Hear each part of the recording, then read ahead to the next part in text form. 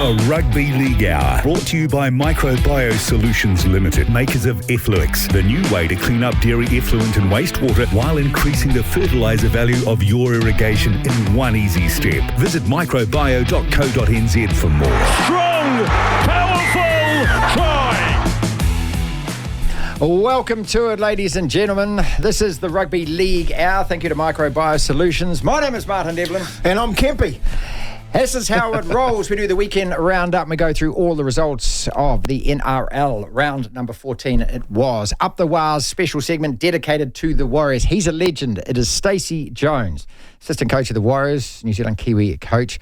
So much to ask Stacey today. We'll go head-to-head, debate 6 separate sporting topics to do with the round. Tony picks his top 5 with a variance on that today, where he's now going to every week detail why he thinks these 5 sides are going to make the 8 and where they're going to finish in the 5, the Effluix Cleanup Award as well. But we begin, as always, with 6 quick questions. 6 again, we call it, and this is all about the Warriors. Is that the single best Warriors performance of the season, better than Penrith, Dolphins and Souths? No, I'm just going to say it's probably the most balanced performance. Should CHT and TMM should CHT and Chad Townsend have received symptoms for their... Come on, don't even bring that up. You really? What the hell was the ref doing there? What is losing the plot? Where's the game going? Game of marbles. It looked like a soccer send-off to me. Panthers, Dolphins and thrashed the Cowboys. Is it fair to say that the Warriors season is back on track? 100%. Are TMM and CHT the best 6-7 combo that the Warriors currently have? I think this year, Marty, you're right. I think they are. What then for SJ? Well, that's the million-dollar question. Which team right now has, at this point in the season, the longest winning streak in the NRL? Oh, this part of the year? Right now. Melbourne. The Warriors have won 3 in a row, Tone. Oh. They have it, which means on that form and with that performance, are they perfectly poised to do what they can't seem to do and beat the Storm this coming weekend? It's going to be a tough one. The Weekend Roundup. You got any questions at all for Stacy Jones or for Kempy? Keep them coming, 5050. Results over the weekend. Dragons, your Flano thrashing the Tigers, their 9th loss in a row. I'm not worried about Flano, but I'm certainly starting to get worried about Benji. The Rabbits beat the Titans handsomely. I told you, if there's anyone going to go on a run, it'd be the Rabbits. Warriors over the Cowboys. Well, 6 blokes out of Origin. They were still partying on Thursday, Friday and Saturday night by the looks of it. Broncos' second half performance, Kevin Walters says, was the worst of the season for them so far. I want to see Lockie come in with a Warriors jersey on because his Broncos are gone. Storm beat the Knights 36-28. It's always a good win against the Knights, I think, the Storm bogey team. That is the 7th win out of 9 this year for the Storm, 8 points or less. And the Panthers just took care of business against the Sea. Oh, they bought into the Jerome Luai stuff, and I don't think that should have been a try when Luke Brooks and him had, what do you call that, handbags to the dozen, is it?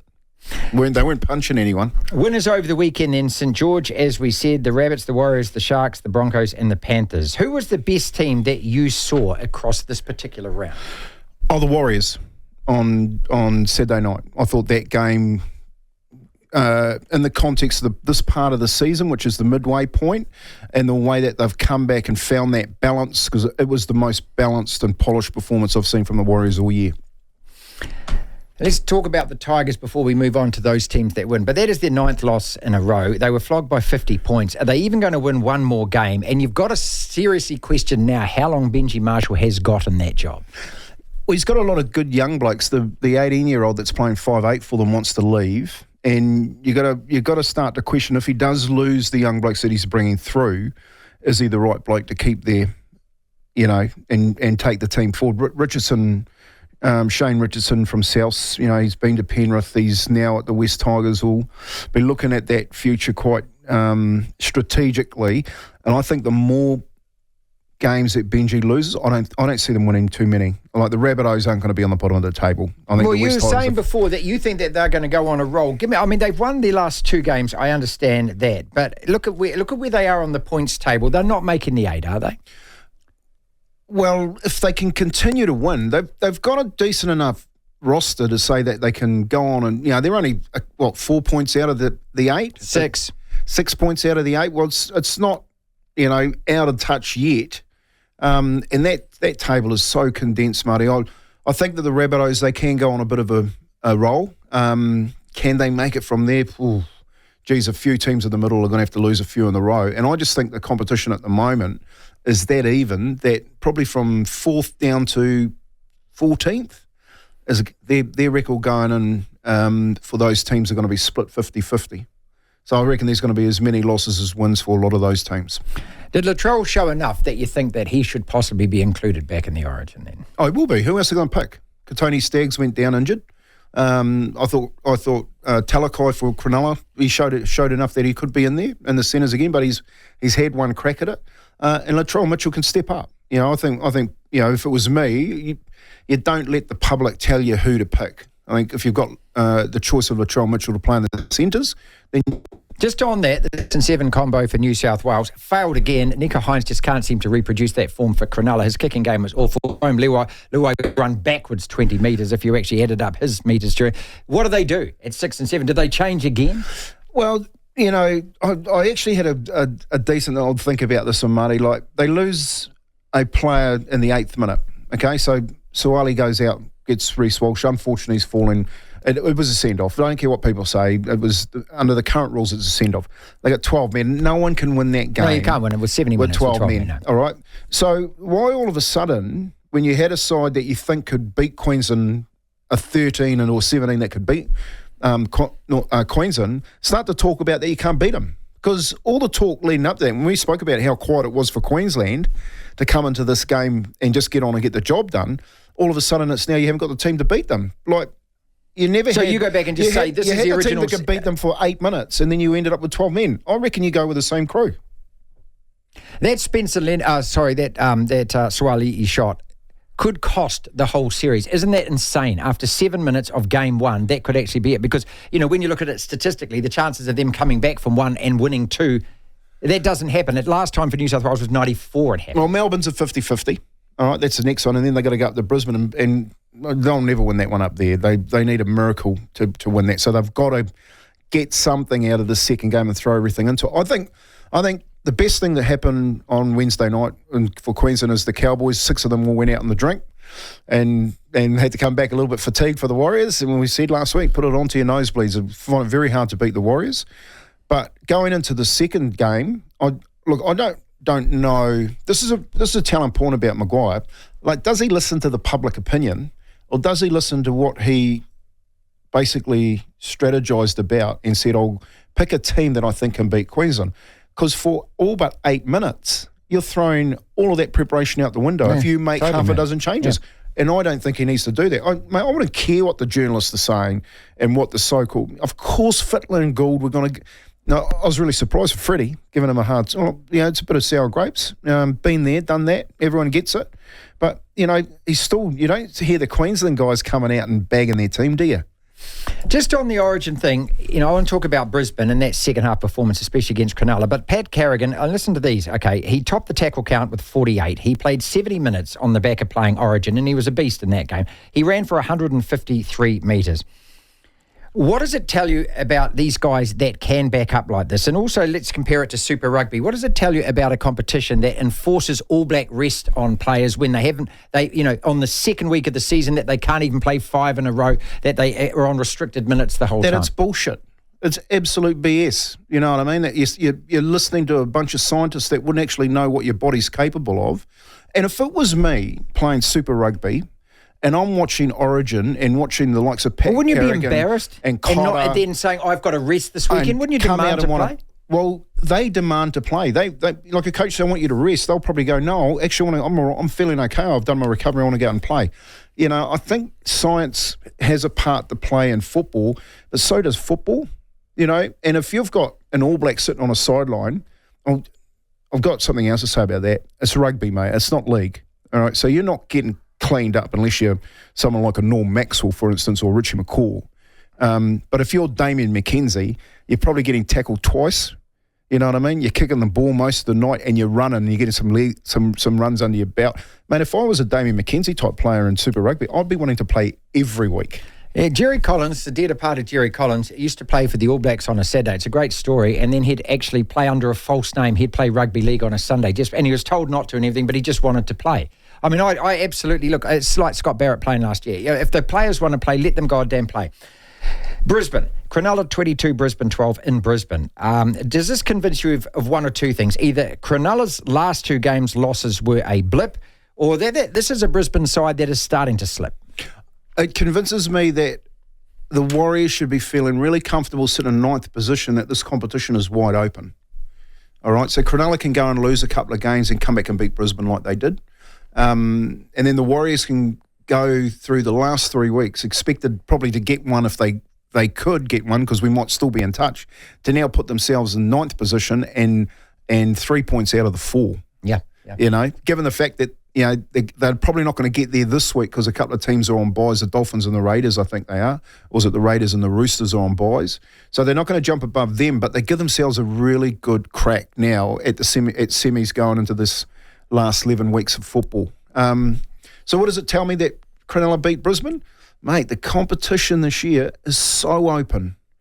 If there's a year that you wanted to make the 8, and you know that you've got a chance once you get to the semi-finals, and they'll tell you this, anyone who's coaching the first week of semi-final football is anyone's game. If you get through that first week, mate, she's all on.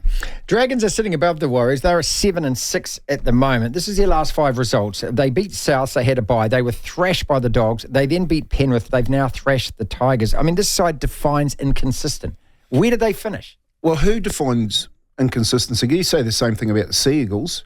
You know, the Bulldogs have dropped out a couple of positions and they look like they're going all right, but then they get turned over every now and then. I think that inconsistency is probably from sort of 4-14. I think that's where you get your teams that they think, oh, I'm going to back them this week, and then they go and get beaten by 50.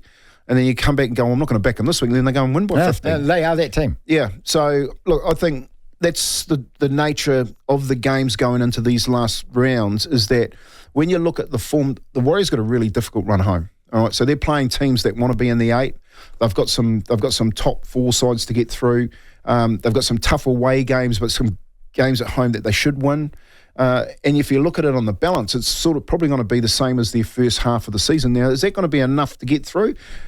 I don't know. I think if they can steel themselves, and here's the question, because this is, again, the answer's been presented to Andrew Webster, is that he has got such a good balance currently with Tamari Martin in at 7, and he's had chance there and Chanel Harris-Tavita. Is it now time, and we all get this in our career, Marty, I've had it, Stacey's had it, is when a coach says, hey man, you know, I'm actually going to go with that. And it really hurts. But I wonder if that conversation is going to happen this week. Well, let's ask Stacey about it in about 10 minutes, and we'll save a little bit more of that chat for our special Warriors slot coming up in a couple of minutes. 5050 on the text. I want to finish with, this is the Melbourne Storm. Panthers, Wales, Broncos, Dogs, Roosters, Titans, Knights. All games they have won 8 points or less. 7 out of the 9. What does this tell you about them? Are they lucky, or are they just really good? I think they've got the best coach in the comp, you know. I think Bellamy's been around a long time and knows how to win football games and knows how to get players to give a bit more than they would normally give if they were at another club. You know, you got to remember, no Peppenhausen. You've got Munsters out at the moment. Jerome Hughes has missed a big part of it. Harry Grant's, you know, the skipper, he's in and out. And of course, Nelson's only been back for a few weeks, and you could go right across their ball. But them, like Penrith, is when they put someone in that team, they perform. And that's because their coaches are so good. So I think the Storm here is sneaking under the radar. Everyone's talking about their side except the Storm, and the Storm just keep on winning. We got them this weekend, Saturday 7:30. Finally, the Storm, the Sharks and the Panthers all win again. I mean, that seems to be one of the most consistent things that we talk about every week, isn't it? That those 3 sides, we expect them to win and we expect them to keep winning. Well, I think the Panthers, without Nathan Cleary, is a bit of a surprise, you know, because it's not just no Nathan Cleary. If you look at their side, no Kurosawa, he's gone. Kikau, Crichton's gone. And Jerome Luai is off to West Tigers next year. So that's a bit of a surprise to me. The Sharks, I wouldn't have picked them in the top 3 this year. Not at this stage, of the season. But for the Storm, of course the Storm are going to be there. You know, they're going to be there or thereabouts in the top form, and they'll be there at the back end of the year.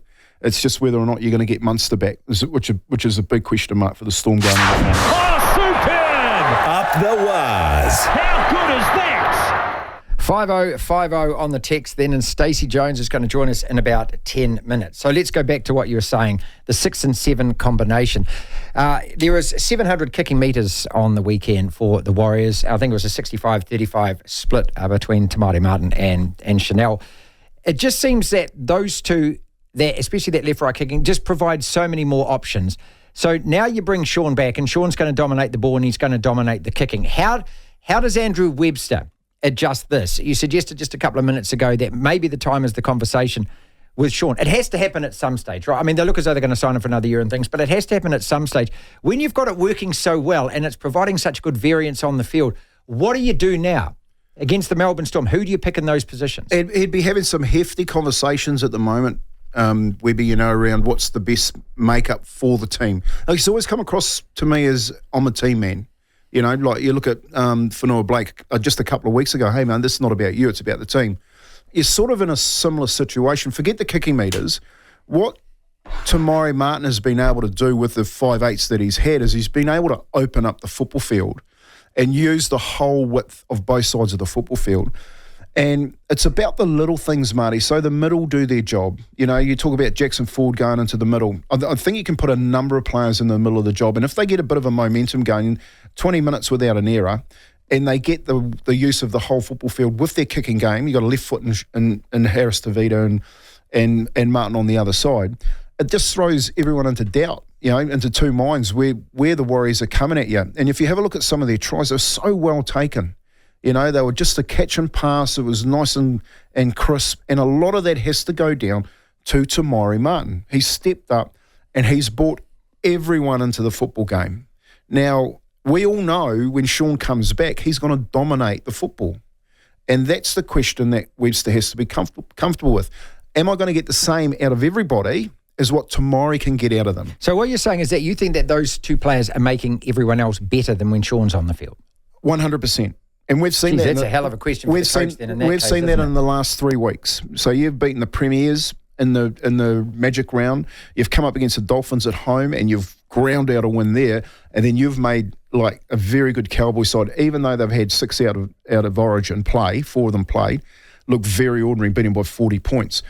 But the little things that happen, where you're chasing kicks, you've got both sides of the football field going, your short passes to both your back rows. Noah Corday at home against the Dolphins to Mitch Barnett this week on the left edge, scoring untouched. You've just got the whole team working across the full width of the pitch. That's really hard to duplicate when you get Sean back, because Sean's predominantly right side, right foot kicker, and will attack down that right side 9 times out of 10. Now, that's the question Webster has to be comfortable with. Am I going to do what's best for the team, or am I going to do what's best for Sean? Some rapid-fire questions that are coming for us here. I love the forward rotation, Martin. No one played 80 minutes, allowed them all to play with energy other than Capril, who was looked a little gassed. Ford, excellent at prop. His energy and ability to play the first 60 minutes, a real bonus, allows us to play Barnett and Murata on the edge. You agree with that? Yeah, well, I think you can play a lot of those blokes on the edge. Mitch Barnett come over as a back row for the Knights before he got here. He can play edge player. We've seen what Murata could do at Parramatta. He was very good when he came back for his first game. And, of course, you got the Brisbane boy there as well. So I think when you're looking at statistics, Marty, Tohu's back, Sean's back. It's whether or not they get that same type of effort from the minnows that aren't, the Rocco Berries, you know what I mean? The Adam Pompeys. Like Montoya, how well's Montoya played in the last 3 weeks? Because he was hanging on to his jersey for the first 8 weeks. Mm-hmm. You know what I mean? So I think that question is going to be answered for everyone really quickly, and against this week against Melbourne. Because the other thing, and the flip side of this, is Sean comes back. There's so much pressure on him now to continue the role. He can cope with that though, can't he? He's coped with it all his life. Well, that's exactly right. But can he make the team continue to develop the way that they've been developing under Tamari Martin? And that's the real hard question that the coach has to answer, because you've been in this position as coach as well, and it's called making hard calls, right? Yeah. But as you say, you've got to do what's right for the team. So I'm going to add Roger's name into this as well, because on paper at the start of the year, there's not a Warriors fan who doesn't want both Sean and Roger in that team. they can come back. They might be free from it. But who are you going to drop who's actually playing really well? I mean, I don't know whether that's fair or not. There's no such thing as fair when you're playing selection games, is it, when you're playing with But what do you do with those guys? And if there are guys that are actually playing better or suit what you want to do better, well, that's a hell of a call to leave them both on the sideline, isn't it? Well, as a rookie coach, okay, so your rookie coach get NRL Coach of the Year last year. Here's a real good chance for you to grow. You throw Roger in reserve grade with Sean.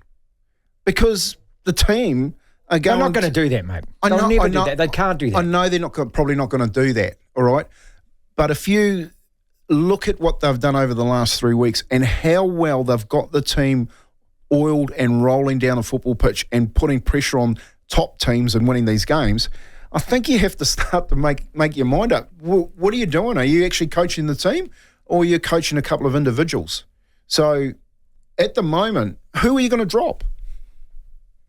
So you're going to drop Chance? Probably not. Can't. Are you going to drop Rocco Berry? Well, I don't. I mean, he played bloody well on the weekend. So this kid has Adam Pompey's. He was hard done by at the beginning of the year. I thought when Rocco got the spot, you know what I mean. And what's he done since the last 3 weeks? He's been on the side. Well, he hadn't lost, you know. And then you got Tamari Martin and CHT sitting there, and then you got Sean coming back.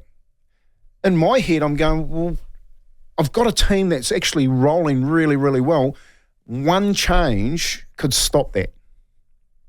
In terms of where to play forward, again, going back, excellent at prop, and it means that we can play those other guys on the edge because we don't have really genuine edge players, do we, at the moment? Not in the forwards. We don't have a Kiko or anyone like that at the moment. I think we're really spoiled at the Warriors because we had a bloke called Ali Lautiti. Oh, he was just brilliant. I need to watch. You know what I mean? So then, you know, you've got young Laban out there that sort of looks the similar style and big, tall, lanky runner type thing, you know, and you've had a couple of, you know, Sione Faumuinas and those type of blokes that backed up Ali. But we've never had anyone like that. No MJs in the back row. It's all straight, hard line, good line running forwards that are set on the edge. That's okay when you've got your team all contributing at the same level. Because you see Mitch Barnett go through untouched. You see Marata on the other side go through untouched. It doesn't matter whether you've got Jackson or whoever, and they can all shift and change into the middle of the park because the game is about little things. So if they're going forward and they're allowing and this is, you know, Tamori hasn't been stopped yet, but they allowed Tamori to go forward. His decision making has been next to spot on. And was that the best 20 minutes you've seen this season? The opening 20 minutes. That is the best performance I've seen all year. That is by far the best performance. So you can't caveat that by saying, hey, the opposition is an opposition that's got 6 guys who looked as though they'd just been out on Origin post duty. It doesn't matter. It doesn't matter, does it? They still had to go and bury him and through the Origin period. So the argument about that is when we get the Origin period, we have to make hay while the sun shines. Mm-hmm. Yeah? They made hay while the sun shines. They beat him by 40 points. They beat him up all across the park. And you did it with Tamari Martin and Chanel Harris-Tavita. They led that team and got them all going in the same direction. And right down to when Devlin threw that ball back, it was everything was going their way. That was simply about desire, wasn't it? That was about a guy that wanted it more than the other guys, because when he flicked it back, I actually think it hit Holmes. He was just kind of standing there looking as though he just left the nightclub, and then it pops back and we score from that. So you know when you're playing a football game and you're watching things happen and blokes are going through half breaks and then you're being grabbed back by the scruff of the neck, but their mate, and they go, I got that one, you know, and the forwards are going forward, he's going over the top of him and I've won that wrestle, and then you get the kick chase like Devlin, and it's all over for love and money. The winger stops because he's not going to run into the fence and chases it, goes into the fence, taps it back, and Chance puts the ball down. That's a big one. All right, things like that when you're doing so many little things, and this is what, you know, I try to think, Marty, where was the closest that I'd seen that happen where you had sort of a couple of halfbacks that went around doing stuff like that? Mike Ford was a halfback. He played a little bit for England. He coached Ireland and England, I think. I don't know if it was Ireland, but he coached England. He was one of those halfbacks, mate. He wasn't setting the world on fire, but he was setting his team on fire. And that's what you're sitting there, if you're Andrew Webster at the moment, going, am I making the decision for the team or am I making the decision for the individual? Let's break, come back. And the perfect person to ask all of these questions to is, of course, Stacy Jones, the best number 7 that has played for the Warriors. One of the best. By country mile. One of the best that's ever played in the NRL. He's the assistant coach of the team and he's the coach of the Kiwis. He's going to join us after the break. The Rugby League Hour is brought to you by MicroBio Solutions. 3:29.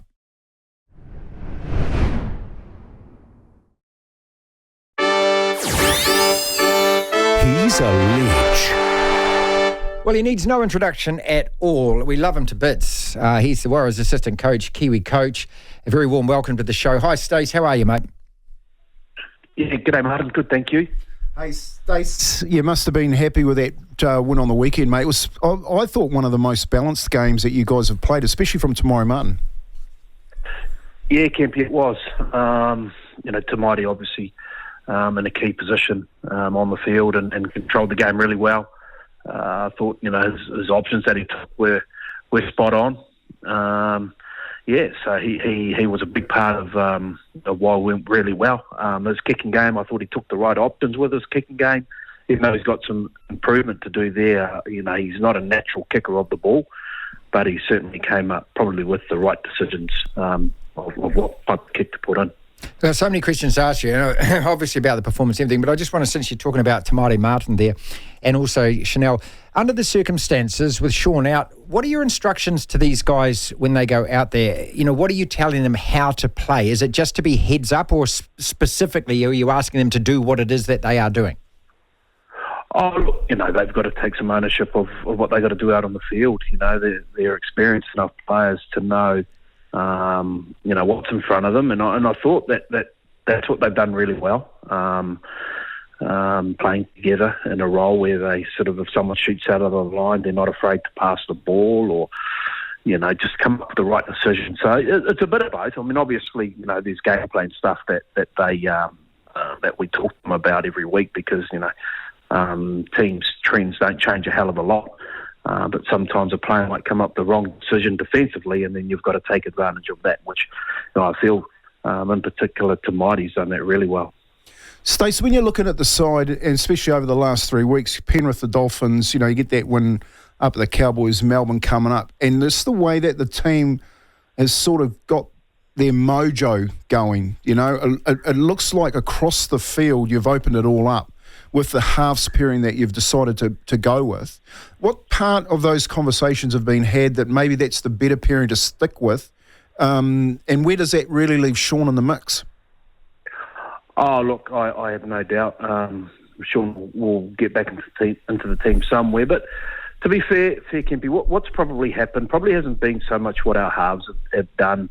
We've taken a real closer look at things that we let go.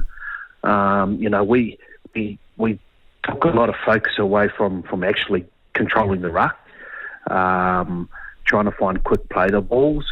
We took a lot of focus away from the little things like kick chase.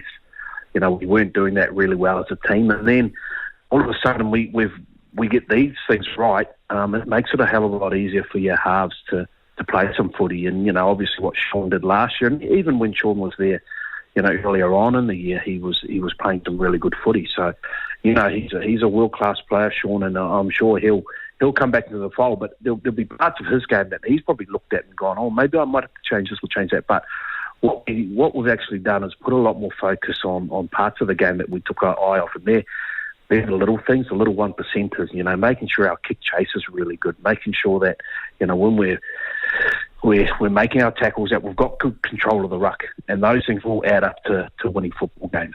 Stacy Jones is with us here on the Rugby League Hour. It's obviously a decision that Andrew's going to have to make, and you call these selectorial headaches, don't you? Nice headaches to have, where you got guys that are playing really well, but the number one selection comes back in. Could you see, or are you thinking that, look, do we leave the guys there though, Stacey, that are playing so well, or if Sean is fit, is Sean an automatic selection? Oh, look. Luckily for me, I don't have to make that decision. Right, there you go. Nice. But look, I know that Webby holds Sean in high regard, and the good thing about what we've learned as a club, especially as us as coaches, we've learned that playing guys that are 80-90% fit is not the right thing sometimes, and that's probably what we were doing. Like Tohu Harris, Wade Egan, even Chance, Sean, they were playing carrying injuries, and sometimes players at 80% are better than players at 100%. They're just naturally better. But we learned as a team, to get the best out of a footy team, especially when you're talking about the stuff that I highlighted, your kick chase, your ruck control. You need to be 100% fit to do that because it's hard work. You know, it's simple, but to do it, you've got to be 100% fit. And I feel like, Sean will come back into the thing 100% fit.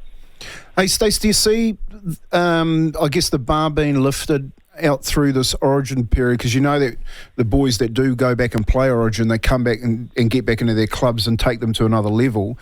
Do you think there's another level still to come from the Warriors this year?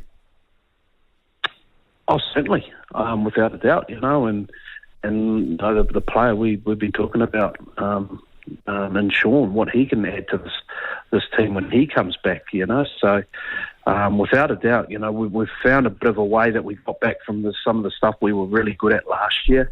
We just need, you need a bit of luck in this competition, Kempy? You need to have your best players on the field every week if you want to be there or thereabouts. And there's probably only a couple of teams that can get away with having, 4 or 5 players out and they're still going to win footy games. We're not that team. We're a team that we need, our best team out on the week if we're going to have a real good shot at this. And, I thought a player that's added a lot to us, even he's got a fair way to go from Marata Nevkorde. I think he's just been outstanding. And he's a player that we've probably missed because he just attracts so many defenders, and he gets your ruck speed going. So he's certainly been a player that we've certainly been happy to have back in the side. Yeah, he scared the opposition too, mate. Hey, there's another player that no one's really talking about. Roger, where does he go, mate? There's talk when he pulled that up injured that he was back on the wing. Are you guys thinking about playing him out wide? Yeah, well.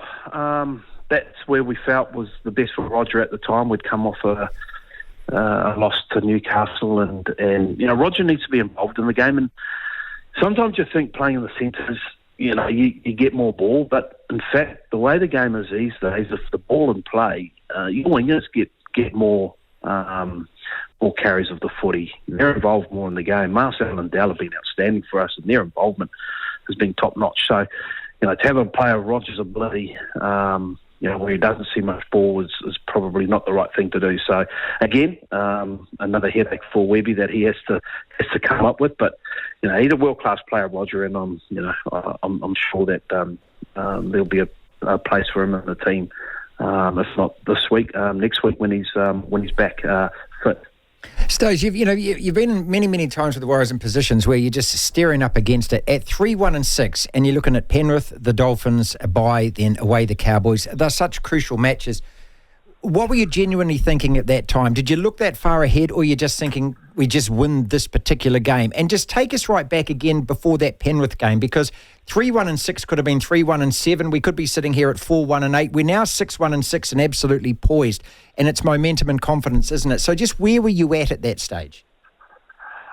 Certainly not looking at who we had coming up, in 2 or 3 weeks' time. It was really just the game that was coming up that week, because we were in a position where, we were just trying to find fit players to play. So all we had to worry about was 17, not worried about next week. So, that's where we were at.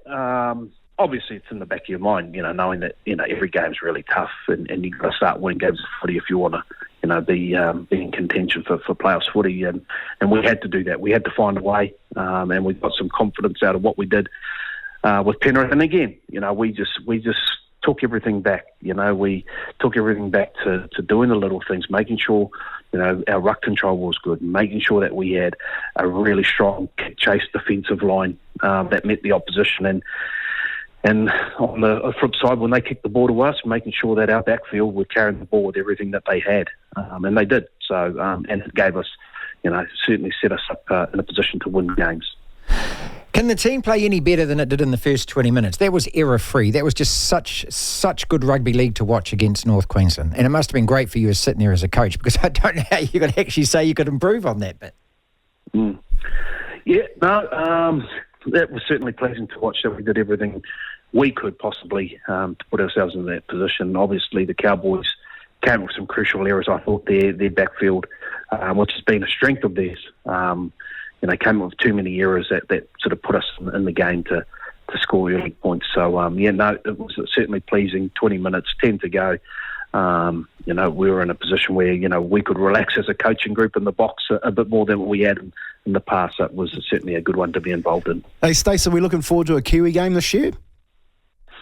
Yeah, Kempy.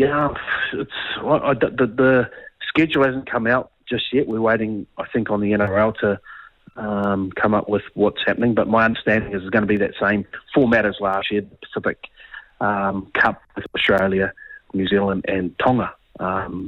This year, not Samoa. I think Samoa are planning on going to the UK for a little tour. So, it'll be a similar schedule to last year. I'm not too sure of the dates, but I guess it'll be at the end of the year. So, really looking forward to that. It doesn't get any easier, does it? Storm this weekend, mate. I mean, what a great way to go in and play that team, though, the Pack Mount Smart, with all the confidence and momentum, as I said.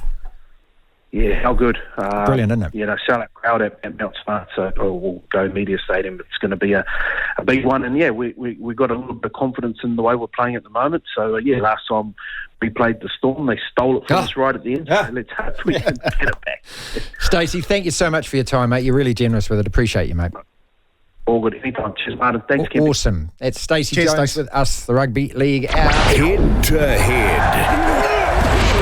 And again, we haven't got time to debate all of these topics, so I'm just going to run them by you, and obviously I'm going to give it to you if you get all this wrong. Are the Tigers the worst NRL side we've seen this century? No, hell no.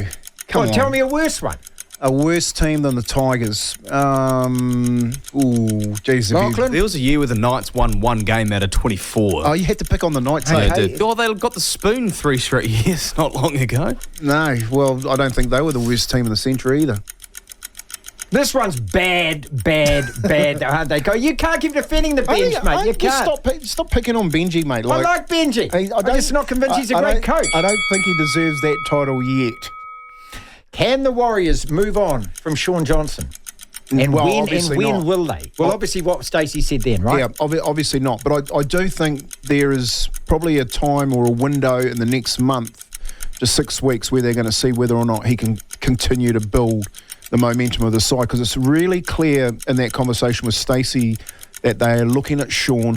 He said he probably has to look at his own game, and he can probably take us to another level. And if we're talking about they're at this level right now where they've come post Sean, can he actually go forward? I think in a month we're going to know. Okay, I'm prepared to extend on that, because with your expert knowledge on this and listening to what Stacey said as well, how does he have to change his game? If he had to come in and play the Melbourne Storm this weekend, how does he change his game to accommodate the way that the team is playing right now? Well, I think he has to carry on what Tamari Martin has done. I hear what Stacey's saying. They've worked on the ground, they've worked on the quick play, the balls, they've worked on all the little things that have allowed the halfbacks to get done. But that's what you do as a halfback. You know you have to win those so that you are playing off the front foot. And Sean needs to make sure that continues to happen across the board, Marty. And that's the question, can he do that? Because prior to him getting injured, everyone was saying we're just so straight up and down. Yeah, we were just predictable, weren't we? We just seemed like the Super Rugby quarterfinals. Melbourne Storm and Panthers, are these the two sides to be? And we say this every week, but they keep winning without players, with players and everything else. Are they still, in your mind, those two teams are the teams to beat? Yeah, I totally agree with you, but I think you've got to take the beat, you've got to put a bull on the end of it. And are they beatable? Like last year they weren't. The Storm was in the end, because it was the Brisbane Broncos. No, the Broncos and the Panthers weren't. No, that's right. And when the Warriors got them in that major semi, they were just a step of course they were, step faster. So I think this year both of them are beatable. But you've been saying that the competition has crunched this year anyway. Who wins tonight out of your doggies and your Eels? Not my doggies, your doggies. My doggies, mate. I think the Eels, like we said, Mitchell Moses possibly could get them. I know it's going to be a tough one. But Mitchell Moses is playing for a hell of a lot. I think he's playing for a blue jersey. Got a little bit of confidence out of the last game. And Parramatta looked a hell of a lot more fluid with him in the number 7 jersey. Everyone playing their part and getting on and getting the job done in their last game. And I think Canterbury have to be really careful of that. The Mitchell Moses part that he has to play. Give me a sleeper out of these teams I'm going to give you that you reckon will definitely make the 8. They are all outside the 8 at the moment. I'm not going to include the Warriors. I'm going to include Sea Eagles, Dogs, Cowboys, Knights, Eels, Titans, and your Rabbits on a roll. Give me a team out of those between 10 and 16 that you say one of those is definitely there. Oh, I'm not going to say the Seagulls either. I'm going to go the Doggies. Well, now you were picking the Eels to beat them tonight. No, but they got a different run home, the Doggies. The Doggies got a different run home than the Eels. I think the Eels will still get them tonight, but I think the Doggies got a bit more bite in them come the back end of the year, which is really funny, Martin, because we got them twice, and we got them the second to last game at home. So it's going to be interesting seeing how we pull up against them. Last topic we do on this, and it's about the Brisbane Broncos, man. We all know how good they were last year. We know that them and Penrith were 20 points better than every other team. They proved that in the playoffs. What is happening with that, and can you see them regain that form before the end of this season? Well, it's still in the 8. No Reece Walsh or Reynolds. I think 7-1. The big losses for them. They've still got enough of the nucleus there to do it, but they're going to have to get Reynolds back, definitely. He's the key, and whether or not Reece Walsh can last the year. Already played with a broken jaw, got knocked out again on the weekend. His season's on a real tight I'm going to add wire. one more to this, because we haven't actually mentioned him the whole program. This will be the first program we've done in the whole competition without mentioning him. But despite the fact he's going, he wants to go. He was dropped from the team because he didn't celebrate and everything else. Then you see Adam Fanua-Blake put in a performance like he did on the weekend. What does that tell you about him? What does it tell you about the culture at the Warriors? Well, that's the hairy part for me is Andrew Webster settling on his own mind of where he wants to take this team, because I see that he's taken this team forward since those injuries to some key players. And when he brings them back, his mindset, by the sounds of it, Stacey, is that they're going to go to another level. Now, the question is, if it doesn't, what does he do? But what does it tell you about him as a coach, you being in that position as well, that here's a guy that you have to not make an example of, but you've got to make a point to, and he's one of your greatest players, one of the best players in the comp. You make that point to him, and then the guy comes back and plays as well as he did on the weekend. It says to me that they've got something in place that's good, isn't it? Or he's in, just, at the front door, you know that the coach is in, don't you? So this is the coach's influence. That's what you're saying. He's not making stories up. He's saying this is the way we're going to do it, and don't care who you are. This is what we're going to do. This is what I mean about the Sean Johnson thing, which is really interesting, because he said the same thing about Roger, but now we're going to find Roger sitting on the wing. He probably could be shifted out the back door. So he is making decisions, isn't he? Remember that? Roger's the Joey Manu. He's going to get there at centre. No, he's not going to go to fullback. All of a sudden, we've got him on the wing. There's only one other place for Roger to go now, and that's probably sitting out in the second grade. It's the decisions that are probably going to come, I think, more as we get to the back end of the year. My big question is, can Sean continue to keep going what Tamari Martin has started? So he's taken Tamari Martin to another level. He's taken this team to point B in their journey. So they were stuck on A. He's got them to point B. He's expecting Sean to take them to C. If Sean takes them to A, is he willing to say, right, Tamari, you're my man? The Ifluix Cleanup Award. Thanks to MicroBio Solutions. And what we do with this is you've got to pick a team or a player that's taken the gunk and turned it into gold. Well, there's only one player that did that on the weekend. And this, if any father that goes out and watches their kids play or coaching their kids, and you tell them to put in as much effort as they can, even when they're hurting, is have a look what Devlin Martinez-Zelezniak did when the game was in the bag. And Chance Nickel-Clockstead got that pass out the back, puts that little grubber kick through, and it's gone into the grandstand. He didn't need to chase that. He didn't need to chase that because the game was won and done at that stage, right? It was done, dusted, and he was going to get hurt running into that fence, and he didn't have to put himself there.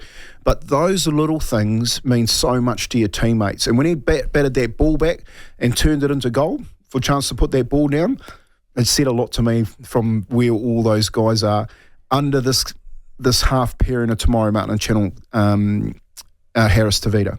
Like, they just will not quit. Can I add another little one to that? I can't remember which try it was scored. It might have been Adam's try. And it was something that Berry had done. He'd just done some amazing, and it was Chance afterwards. You could see it's smiling at him, running at him and pointing at him going, you did this. You're the man. You did this. And I just thought that says a lot about the team as well, doesn't it? It does. And you've got to remember back in round 3, round 4, they were yelling at each other. Remember Sean was yelling down at Roger Tuivasa-Sheck on that left edge when that ball went 8 metres and it was going to bounce over, and Roger caught it, and Sean was like, "Man, it was going to actually go over. We're fine." So there is a shift, Marty, and I just want to say that there has been a shift in the last 3 weeks. It's whether or not we can continue the momentum. That's going to be interesting against Melbourne this weekend. And they've got an overlap here. TK's Top 5. Tony Kemp with us, very proud Kiwi, played 20-something times for New Zealand, rugby professional league in both hemispheres. 25, one more than Howie Tamati from a hometown. Coached and played in both hemispheres, coached Coach the Warriors as well. Now, normally with the top 5, you're picking your best 5 performers over the weekend. You're changing it up now that you're saying that where these teams, on what you've seen, the evidence you've seen so far, are going to finish in the top 5. So, Number 5. well, that's a long-winded way of saying that's the top 5. It is from now on because this is where it matters. We've got 11 rounds to go. I'm going to put the Warriors in 5th at the moment. They're going to finish 5th in the points table. I think at the moment they're finishing 5th. I think they're going to go. They've got a couple more buys up their sleeve. They're going to climb up the ladder. But the teams that are in front of them, if they continue to win, they're not going to get the top 4 spot. All right, but I do see them if they do get the split right and they get some key games at home that they can finish in the 5. So I'm putting the Warriors at 5.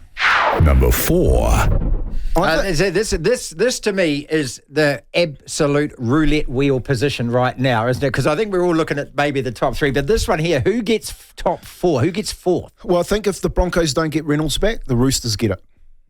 Wow. Okay. Yep. So I think the Roosters have got a lot to gain out of Origin and still got some more to give the competition. And I think for me, the Roosters are the scariest team in the competition because on any given day, they can put points on any team. With the likes of Manu, Tedesco, you've got such a senior forward pack. And a really good spine. The stuff. What they haven't done this year, though, so far, Tony, has gone on a roll of any kind. Okay? Well, be careful. It's not the roll, as if they get their timing right in the back end of the season and they hit the semis on fire. 3. Yep, well, here we go into the 3. I'm not sure unless that Nathan Cleary is going to finish the season. So I'm going to put the Panthers at 3. I think the hammy, and we've seen this before, so Metcalf's got a hamstring injury. You see that, remember Dale Shearer? So Dale Shearer had a chronic hamstring injury. Although Richie Blackmore threw him to the turf in 91, didn't he? That's right.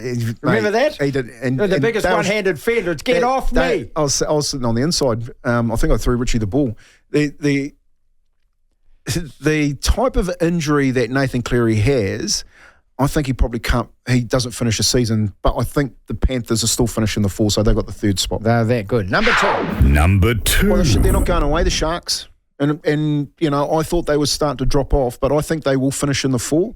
And Cleary doesn't come back. I've got them sitting at 2nd spot at the moment, just like the comp says. All right, then it only leaves Number 1. Well, they're not flying under the radar anymore, the Storm, and they're at home against the Warriors. The Warriors can put a big dent in their season by getting a win here at Go Media Stadium. Mate, there's so much, Marty, riding on this game for me. You know what?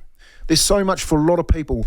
The most that's riding on this game is for Andrew Webster, because he's going to make a call tomorrow at 5 o'clock. He's going to name Sean Johnson at 7, and Sean has to take them to point C. Towards the semi-finals. And if he does not get that this week against Melbourne, mate, then the cat's amongst the pigeons.